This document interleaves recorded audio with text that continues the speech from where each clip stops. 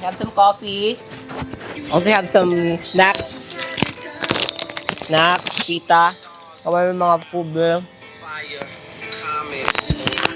And of course, we have some music. Kumang speaker kaya makalagot kaya nalubat siya. Mapay pag-abot. Pero nonetheless, we're still happy because I'm still grateful.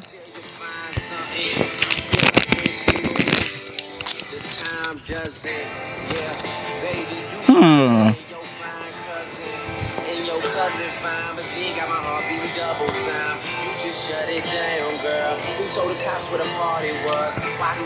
Sunset na. And a perfect way to distress, to regulate your emotions. Never do. To let things be, ba?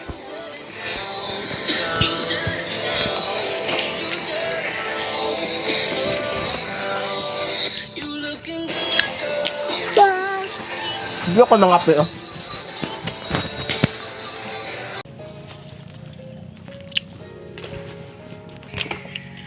Lah! Ay, pataka, diya, kap. Haibul ka diya.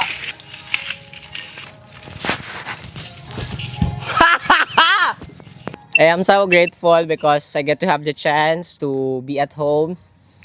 And, for the past 4 weeks, for the last month of my life, I am really so tired and confused and I don't know what to do anymore.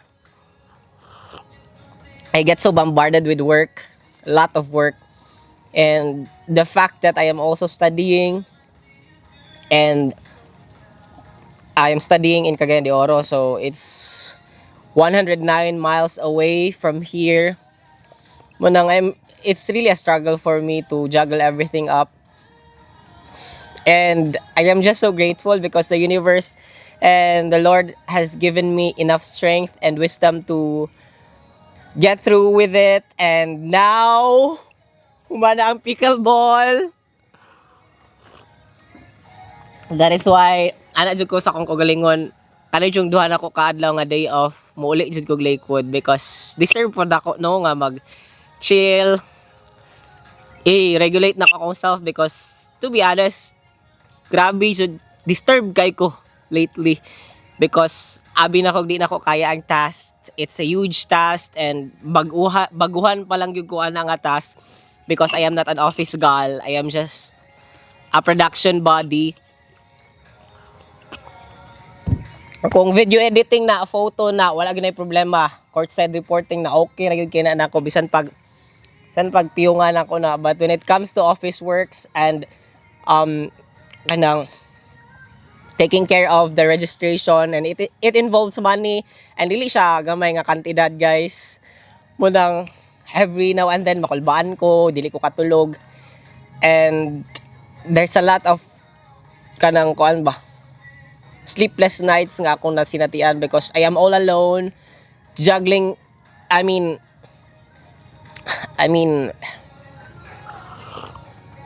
ako ra isa sa pagkuan ba sa paghanay sa tanan. So I am just so grateful kay humana gumana atong Sunday ang pickleball. Dayon wala lang, I am just so happy nga humana jud sa et. And now I have time for myself and yeah, back to normal akong life. And by the way, nagsugod na mong klase. Sugod na mong online class. Thank you, Lord. Thank you, Lord. And just look at the view. A perfect place to grab some coffee, talk about anything, and regulate yourself. Lord, thank you. Thank you for the universe for letting me enjoy this moment. And yeah, thank you, Lord. I can't thank the Lord enough. Wala lang, I feel so blessed. Imagine na ba, ako ra isa ato ga kote kartanan. Yeah, I made it. I made it.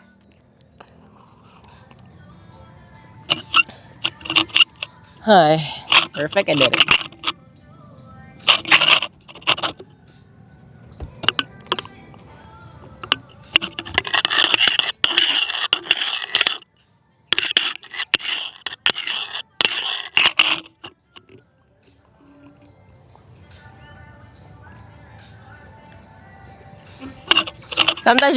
Sometimes you just need to go out and touch some grass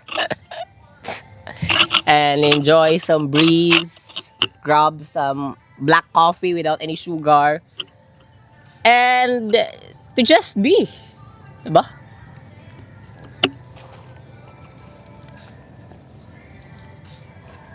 Thank you, Lord, because I have a beautiful home.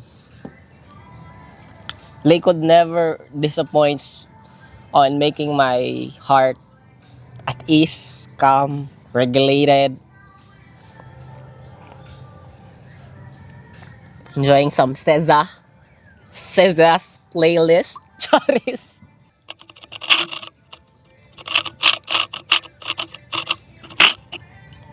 Natunga ra ko pa tanawa daw. Ya sana mag-story-story ako. Pag monolog sa ako na ba. So by the way, I'm with my brother right now. Nasa dira sa camera dito.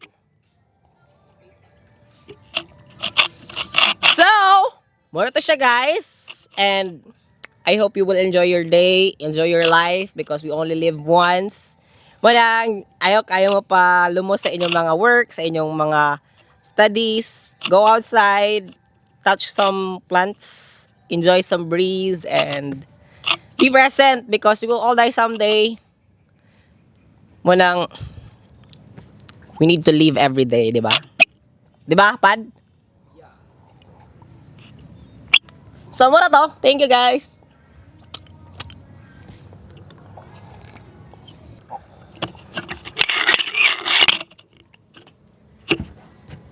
Okay.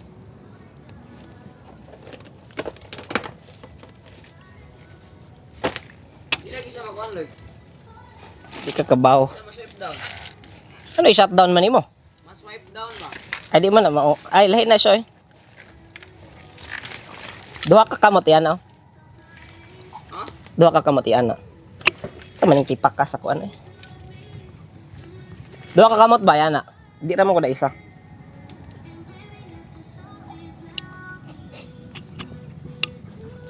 Swipe down na.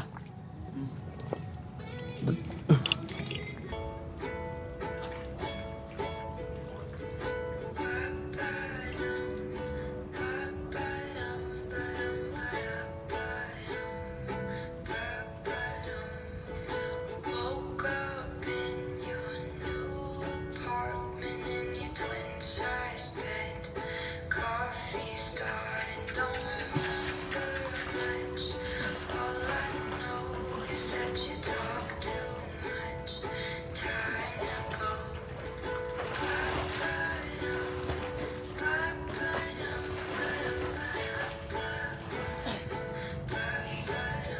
You've got those big blue eyes, drive me crazy, make me fantasize about you, baby. And you smell so sweet, like fresh picked daisies. Call me